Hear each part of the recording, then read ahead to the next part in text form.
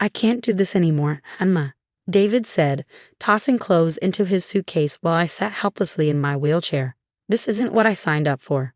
I gripped the wheels of my chair, my knuckles turning white as I watched my husband of 8 years pack to leave me. Just 3 weeks after the accident that shattered my legs, he was walking out. David, please, I said, my voice trembling. The doctor said with physical therapy, I could recover in a year, maybe 2. We can get through this.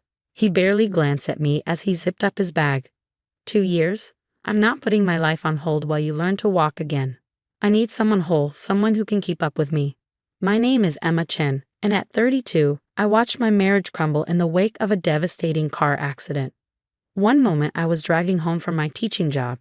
The next I was waking up in the hospital with multiple fractures in both legs. The doctor said I was lucky to be alive. David acted like I'd died anyway.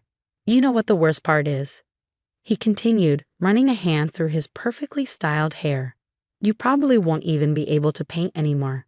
That little hobby of yours that took up so much time, guess that's over now too. His words cut deeper than he knew. Art wasn't just a hobby, it was my passion, my escape, the one thing that was truly mine.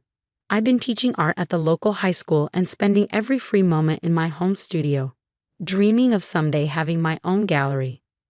Now he was using it as another weapon against me. I can still paint, I said firmly, though doubt crept into my voice. I can adapt, find new ways. Sure you can, he sneered, grabbing his suitcase. Keep telling yourself that. But I'm not sticking around to watch you try and fail. You're damaged goods now, Emma, and I deserve better. He walked out without looking back, leaving me alone in our bedroom, our home of 5 years, surrounded by the life we built together. A life that apparently meant nothing the moment I became an inconvenience. The silence that followed was deafening.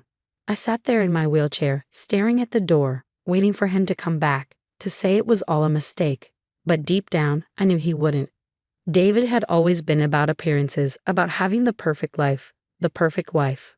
A woman in a wheelchair didn't fit that image. The next few days were a blur of pain, both physical and emotional.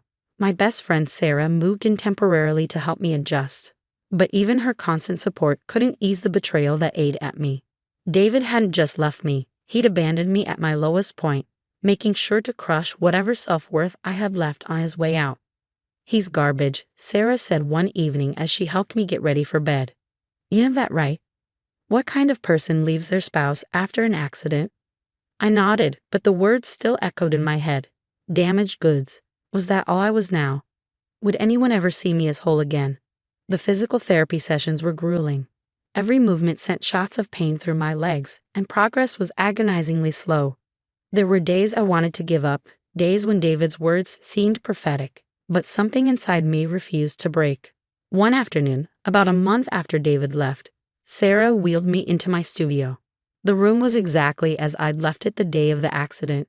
Half-finished paintings on easels, brushes cleaned and waiting, the afternoon light streaming through the windows just right. You said you wanted to paint, she said, positioning my wheelchair in front of a blank canvas. So paint. I stared at the white expanse before me, my hands trembling slightly. What if he was right? What if I can't do it anymore? Sarah squeezed my shoulder. Then you'll find a new way, but you won't know until you try. That first attempt was messy, frustrating, and nothing like my usual work. But as the brush moved across the canvas, something shifted inside me. The pain, the anger, the betrayal. It all flowed out through my hands, creating something raw and real. I painted for hours until my arms ached and tears streaked my face. The result wasn't beautiful in any conventional sense, but it was powerful. It was honest. It was the beginning of something new. Days turned into weeks, and I developed a routine. Physical therapy in the mornings, painting in the afternoons. I learned to adapt my technique, to work from my wheelchair, to use my limitations as inspiration rather than obstacles.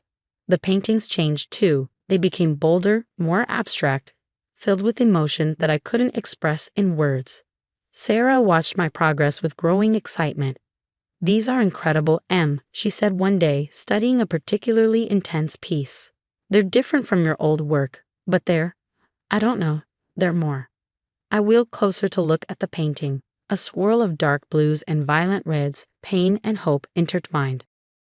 They're more honest, I said quietly. Before, I was painting what I thought people wanted to see. Now I'm painting what I need to say. 3 months after David left, divorce papers arrived in the mail. He'd already moved in with someone else, a yoga instructor named Crystal who taught at his gym. The news should have devastated me, but instead, I felt strangely calm. I signed the papers without hesitation, then went straight to my studio and painted until sunrise. The physical therapy was starting to show results. I could stand for short periods, though walking was still a distant goal. But my upper body had gotten stronger, and I'd learned to navigate my wheelchair with increasing confidence. My world was small, but I was beginning to fill it with new possibilities. One day, Sarah burst into my studio waving her phone. "You need to see this," she said, practically bouncing with excitement. "Remember Marcus, the gallery owner I introduced you to at that Christmas party last year?" I nodded, vaguely recalling a warm, enthusiastic man with kind eyes who'd seemed genuinely interested in my work. "Well, he's opening a new contemporary gallery downtown, and he's looking for fresh talent. I sent him photos of your recent work, and she thrust the phone at me. "Read it." The email on the screen made my heart stop. "Sarah, these pieces are extraordinary. The raw emotion, the technical skill despite obvious challenges, it's exactly what I'm looking for. Would your friend consider showing her work in our opening exhibition? I'd love to meet with her to discuss details." I stared at the words, hardly daring to believe them. "But these aren't like my old work. They're not pretty or conventional. They're real," Sarah finished. "They're powerful, and they deserve to be seen." The meeting with Marcus was set for the following week. As Sarah helped me get ready that morning, I caught my reflection in the mirror and barely recognized myself. The woman staring back at me wasn't damaged goods. She was a survivor, an artist, someone who had found her voice in the darkness. Marcus arrived at my home studio right on time, his energy filling the room immediately. He moved from painting to painting, studying each one intensely, occasionally making small sounds of appreciation. "These are remarkable," he said finally, turning to face me. "The evolution from your earlier work is stunning. There's a depth here, a rawness that speaks to the human experience in a way that's both universal and deeply personal." I felt tears threatening but held them back. "They're different from what I used to do." "They're better," he said firmly. "They're truth on canvas. And I want to share that truth with the world." We spent the next hour discussing details, dates, pricing, promotion. Marcus wanted to feature my work prominently in the gallery's opening exhibition, giving me an entire wall to tell my story through art. As he was leaving, he paused in the doorway. "You know, Mrs. Chen, sometimes the most beautiful art comes from our deepest wounds. What happened to you was terrible, but what you've created from it, that's nothing short of magnificent." After he left, I sat in my studio for a long time, looking at my paintings with new eyes. Each one represented a step in my journey, from brokenness to strength, from abandonment to independence. David had thought he was leaving damaged goods behind, but instead, he'd unknowingly set me free to become something more. The next few months were a whirlwind of preparation. I painted with renewed purpose, creating new pieces specifically for the exhibition. My physical therapy continued to show progress. I could now walk short distances with a walker, though I still relied on the wheelchair most of the time. Sarah helped me document everything, taking photos and videos of my process. "People need to see this," she insisted. "They need to understand the story behind the art." One evening, as we were photographing my latest piece, she turned to me with a thoughtful expression. "You know they'll probably find out about the exhibition, right? David, the art world here isn't that big." I paused, brush hovering over the canvas. The thought had crossed my mind, but surprisingly, it didn't bother me anymore. "Let him," I said, adding another stroke of deep purple to the painting. "I'm not hiding anymore." The night of the gallery opening arrived sooner than I expected. As Sarah helped me get ready, I caught my reflection in the mirror, a far cry from the broken woman David had left behind. My hair was styled elegantly, my black dress fitting perfectly, and my wheelchair had been customized with sleek gold accents to match the gallery's aesthetic. "You look incredible," Sarah said, adjusting my necklace, "like a real artist." I smiled, touching the pendant that rested against my collarbone. "I am a real artist. It just took losing everything to find that out." The gallery was already buzzing with people when we arrived. Marcus had transformed the space into something magical. Soft lighting, strategic spotlights on each piece, and my work commanding the main wall exactly as promised. Seeing my paintings displayed so professionally made my heart race. Mrs. Chen, Marcus greeted me warmly, champagne flute in hand. The response has been extraordinary. 3 pieces sold in the first hour, and there's quite a buzz about your series. I wheeled closer to the main wall, taking in how different my paintings looked in this setting. The largest piece, titled Aftermath, dominated the center, a swirling vortex of dark blues and violent reds that I painted the day David's divorce papers arrived. Beside it, smaller works told the story of my recovery, each one a step in my journey from darkness to light. People gathered around me, asking questions about my technique, my inspiration, the emotions behind each piece. I found myself opening up, sharing parts of my story I thought I'd never tell. The accident, David's abandonment, the long road to recovery. It all flowed naturally into conversations about art and resilience. Your work is incredibly moving, an elderly woman said, wiping tears from her eyes as she studied one of my paintings. You can feel the pain, but also the triumph. It's beautiful. I was about to respond when Sarah's hand suddenly gripped my shoulder. She whispered, her voice tense. He's here. My heart stopped. I didn't need to ask who she meant. Slowly, I turned my wheelchair toward the gallery entrance, and there he was, David, looking exactly as I remembered him, with a young woman clutching his arm who must have been Crystal. He hadn't noticed me yet, too busy making a show of examining the artwork with an exaggerated air of sophistication. Crystal giggled at everything he said, her high-pitched laugh carrying across the gallery. They moved from piece to piece, getting closer to my wall. We can have security remove them, Marcus offered quietly, appearing at my side. I shook my head. No, let them come. I watched as David approached my display, his eyes scanning the paintings with growing interest. Then his gaze fell on the placard beside Aftermath. Emma Chen, featured artist, and his whole body went rigid. The moment he saw me, his face went through a series of emotions, shock, disbelief, and finally, a forced attempt at his old smug smile. Crystal looked between us, confusion evident on her face. Emma, he said, his voice carrying that familiar condescending tone. What a surprise. I didn't expect to find you here.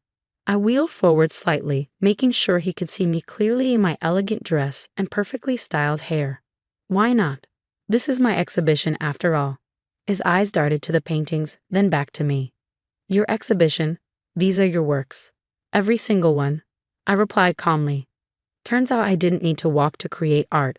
I just needed to be free of people who couldn't see my worth. Crystal tugged at his sleeve.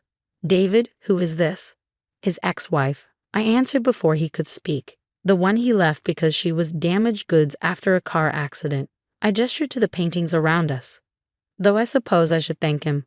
Without his cruelty, I might never have found my true voice as an artist. People had started gathering around us, drawn by the tension in the air. David shifted uncomfortably, his confident facade cracking. These pieces have been quite successful, Marcus chimed in smoothly, appearing beside me. The large centerpiece just sold for $75,000. Mrs. Chen's raw talent and unique perspective have made quite an impression on our collectors. David's face paled. The amount was more than he made in 6 months at his accounting job. Crystal's eyes widened, and she took a small step away from him. I always supported your art, David stammered, but his voice lacked conviction. I couldn't help but laugh. No, David. You tolerated it as a hobby when it suited you, then used it against me when you thought I was broken. But look around, every piece here was painted from my wheelchair after you left. They're worth more than you ever thought I was. The crowd had grown larger, and I could hear whispers as people pieced together the story. David's face had turned an interesting shade of red. Well, he said stiffly, I'm glad you found something to keep you busy. Come on, Crystal, let's. Actually, Crystal interrupted, dropping his arm. I think I'm going to look around some more. These paintings are incredible. She turned to me, her expression sincere. You're incredible. I had no idea. She glanced at David with new eyes, then walked away without another word. David stood there, abandoned in the middle of my triumph, looking small and pathetic. The man who had once seemed so powerful, who had shattered my world with his rejection, now couldn't even meet my eyes. Enjoy the exhibition, David, I said softly. The next piece I paint might be about forgiveness, but I'm not quite there yet. He turned and practically fled the gallery, leaving a wake of whispers and knowing looks behind him. Sarah squeezed my shoulder, and I could feel her grinning. That, she said, was better than any revenge I could have planned. The rest of the evening passed in a blur of congratulations and sales. By the end of the night, most of my pieces had sold, and Marcus was already talking about a solo exhibition in the spring. Later, as Sarah helped me into the car, she asked, "How do you feel?" I thought about David's face when he realized what he'd walked away from, about Crystal's quiet departure, about the success that had come from embracing my truth rather than hiding my pain. "I feel whole," I said simply, "more whole than I ever did when I was trying to be the perfect wife he wanted." 6 months later, I opened my own studio in a renovated warehouse space. It was fully accessible, with adjustable high easels and plenty of room to maneuver my wheelchair, which I still use sometimes, even though I could walk short distances with a cane. I started teaching art classes to people with disabilities, showing them that creativity doesn't depend on physical perfection. Every time I helped someone find their voice through art, I thought about how far I'd come from that day David walked out. My paintings continued to sell, each one reaching deeper into the truth of human experience. The accident that David thought would end my art career had actually launched it, turning my pain into something beautiful and profound. One afternoon, as I was setting up for a class, an envelope arrived from Crystal. Inside was a check for a significant amount and a note. "I left David 3 months ago. Your story and your art helped me see that I deserve better than someone who measures people's worth by their perceived perfections. I'd like to commission a piece about finding the courage to walk away. You seem to know something about that." I smiled, wheeling over to a blank canvas. Sometimes the best art comes from our deepest wounds, but it's what we create from those wounds that defines us. David had walked out thinking he was leaving behind something broken, but instead he had unknowingly set free something extraordinary. As I picked up my brush, I thought about how life has a way of coming full circle. The accident that seemed to break me had actually rebuilt me, stronger and more authentic than before. And now, surrounded by my art and students, I was exactly where I was meant to be, not despite my struggles, but because of them. "Ready for your next class?" Sarah asked, poking her head into the studio. She had recently quit her job to help me manage the growing business. I looked around at the space we created, the paintings on the walls, the eager students arriving, the dream that had emerged from my darkest moment. "More than ready," I replied, and I meant it in every possible way. The woman David had abandoned as damaged goods had transformed into someone far more valuable, not just an artist, but a testament to the beauty that can emerge from brokenness. And that, more than any revenge or vindication, was the greatest masterpiece of all.